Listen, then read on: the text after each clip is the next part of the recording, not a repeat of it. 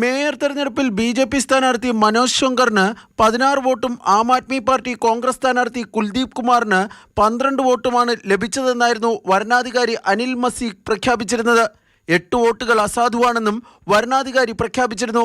ഈ 8 വോട്ടുകളും chief justice D.Y. Chandrachud അധ്യക്ഷനായ bench ഇന്ന് പരിശോധിച്ചു. തുടർന്ന് ഈ വോട്ടുകൾ സാധുവാണെന്ന് കോടതി വ്യക്തമാക്കി. സുപ്രീം കോടതി സാധുവാണെന്ന് വ്യക്തമാക്കിയ 8 വോട്ടുകളും ആം ആദ്മി പാർട്ടി കോൺഗ്രസ് സ്ഥാനാർത്ഥിക്കാണ് ലഭിച്ചത്.